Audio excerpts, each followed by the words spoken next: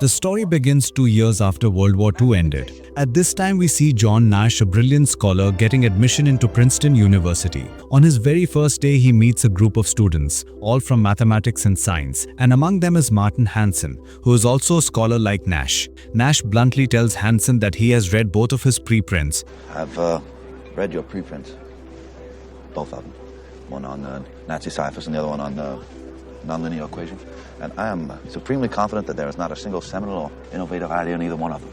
Gentlemen, meet John Nash, the mysterious West Virginia genius, the other winner of the distinguished Carnegie's. The truth is, John Nash always speaks exactly what's on his mind. He never talks from the heart, only from the brain, and he is supremely intelligent. At the same time, he is shy by nature and lives in a world of his own. Later, Nash goes to his dorm room, and there he meets another student who enters the room, a literature student named Charles Herman.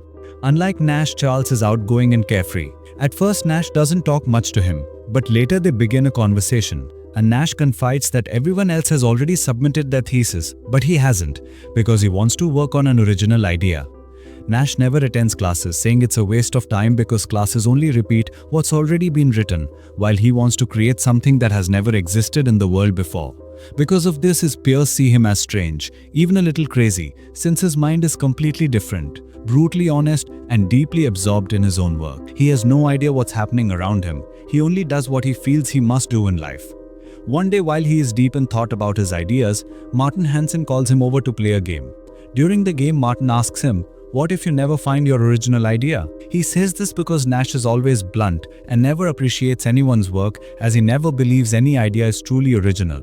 This bothers Nash. And he spends 2 full days in the library, lost in thought. His roommate Charles points out that he hasn't moved from the spot in 2 days. Nash replies that everyone else has already submitted their thesis, and he still hasn't even decided on a topic for his doctorate. Charles jokes that Nash has at least mastered the art of writing on windows, since Nash often notes his thoughts on the glass. Nash explains that 3 ideas are in his mind for a thesis. It's a group playing touch football. This is a cluster of pigeons fighting over breadcrumbs. And this here is a woman who was chasing a man who stole her purse. In reality, he wants to write about behavior, which is truly an original idea, but he is still not convinced. Then Charles asks when was the last time Nash ate, and Nash doesn't answer. Instead, Charles takes him to a bar where more of their classmates are gathered. There, a woman keeps looking at Nash, and his friends tell him to go talk to her. When Nash approaches, the woman says, "Maybe you want to buy me a drink." I don't exactly know what I'm required to say in order for you to have intercourse with me. John never beats around the bush. He always speaks directly about what's on his mind. He is blunt, straightforward, and never talks from the heart. Because of this, the woman gets angry, slaps him, and walks away. Have a nice night. The next day, John Nash's lecturer reminds him that he must submit his thesis since everyone else already has, but Nash still has no original idea. Do you see what they're doing in there? The pens reserve the department that makes the achievement of a lifetime. That same night, while he's at the bar with his friends, a group of women walk in, and among them is one very beautiful girl who catches everyone's attention. All of them want to approach her. Martin Hansen reminds them of Adam Smith's theory that says, every man for himself. Hansen suggests they all go after her, and whoever loses can later approach her friends. When Hansen says this, a smile appears on Nash's face, because in that very moment he discovers his original idea. Adam Smith needs revision. What are you talking about? If they all go after the same girl, they will block each other's chances, and it may happen that none of them gets her. Then if they try to approach her friends afterward, those women will also reject them, because no one wants to be a second choice. But what if they don't pursue the beautiful girl at all? What if they avoid blocking each other and at the same time avoid insulting her friends indirectly? If they do that, the chances of all of them winning become much higher. Nash tells them that Adam Smith said when every man works only for himself, the results are good. But results can be even better when we do what benefits everyone, including ourselves. And this is the moment when John Nash comes up with the idea of governing dynamics theory. The next day, when John Nash takes this idea to his professor, the professor is thrilled because it is truly original and it completely overturns Adam Smith's 150-year-old theory. He tells Nash, Well, Mr. Nash, with a breakthrough of this magnitude, I'm confident you will get any placement you like. Wheeler Labs. but he must take 2 partners with him to work as a team. This becomes one of the biggest days of Nash's life. Charles Herman is overjoyed, though Charles never appears in front of Nash's other friends, meeting him only in private. 5 years pass, and by 1953, Nash is called to the Pentagon to decode an encrypted message. Using only his mind, he solves the code, leaving everyone stunned, because encrypted codes and secret messages are never so easy to break. In fact, Nash has already done this for them twice before. While at the Pentagon, Nash also notices a mysterious man watching him, but he cannot figure out who he is. At the same time, Nash teaches students at MIT, but he feels deeply dissatisfied with the work, since he longs to do something bigger and different. He considers lecturing and attending classes a waste of time, just as he did back in college, preferring instead to search for innovative ideas. After one such class, the same mysterious man approaches him, the one Nash had seen when he decoded the encrypted message. He introduces himself as William Parcher from the Department of Defense, telling Nash that he has been looking for someone exactly like him, someone with his extraordinary talent, and that he wants Nash for a special mission. William Parcher tells John Nash to work with them on a secret project, decoding hidden Soviet messages buried in magazines and newspapers to determine when and where they plan to attack America. It is a job of great responsibility, and Nash accepts it, devoting himself day and night to finding these codes. Whenever he discovers a message, he seals it in an envelope and drops it into a mailbox outside a secluded house, just as Parcher instructed. Nash works with total dedication, but over time, fear begins to grow inside him. Every time he delivers a message, he feels as though someone is following him, Soviet agents watching his every move. Because of this, he stays home most of the time, and during this period, he becomes close to one of his students, Alicia. The two fall in love.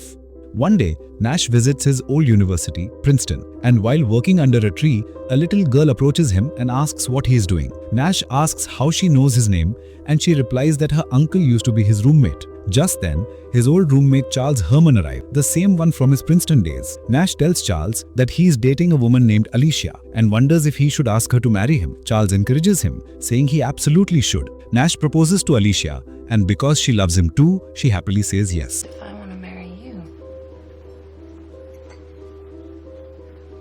Soon after, John Nash and Alicia are married. Time passes, and by 1954, Nash is still working for William Parcher on the same secret project. One day after John Nash drops a letter into the mailbox, William Parcher suddenly pulls up in his car. At that moment, some men begin chasing them and even open fire, but they manage to escape. The next day, Nash meets Parcher and tells him that he wants to quit the job because his wife is pregnant.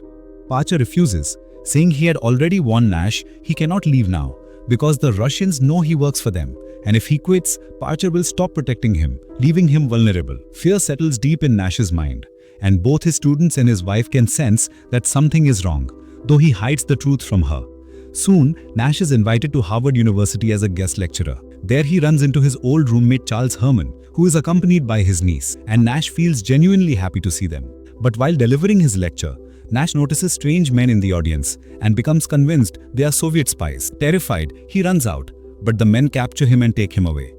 When Nash regains consciousness, he finds himself in handcuffs. But these are not Soviet agents at all. They are doctors, psychiatrists, who believe Nash is suffering from a mental illness. In that moment, Nash sees Charles Herman and accuses him of working with the Russians, shouting at him in anger.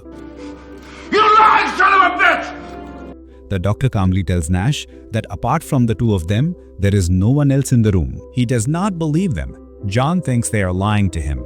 But then his wife arrives, and the doctors tell her, John has schizophrenia. People with this disorder are often paranoid. As such, his illness may have gone untreated far longer than is typical. What do you mean? How long? Possibly since graduate school. At least that's when his hallucinations seem to have begun. What are you talking about? What hallucinations? An imaginary roommate named Charles Herman. Charles isn't imaginary. Alicia calls this nonsense, saying John had often told her about his friend, Charles Herman, who was supposedly his roommate. So the doctors ask if she has ever met him, spoken to him, or seen a photo. Alicia says no. And when the doctors call Princeton, they find no student named Charles Herman and confirm John lived alone. The doctors also tell her that John claims another imaginary friend, William Parcher, with whom he is working on a project against the Russians, and that John even suspected her of being a Russian agent. Alicia is stunned and senses something is very wrong, so she goes to his office and finds stacks of magazine and newspaper clippings. She also finds the letters he used to drop in the mailbox, all still in the box where he left them. When she confronts John, he tells her he had been trying to tell her for a long time but couldn't. Alicia, I've been doing top secret work for the government. Stop. Stop. Stop! They've never been opened. There is no William Parcher. It's in your mind. John!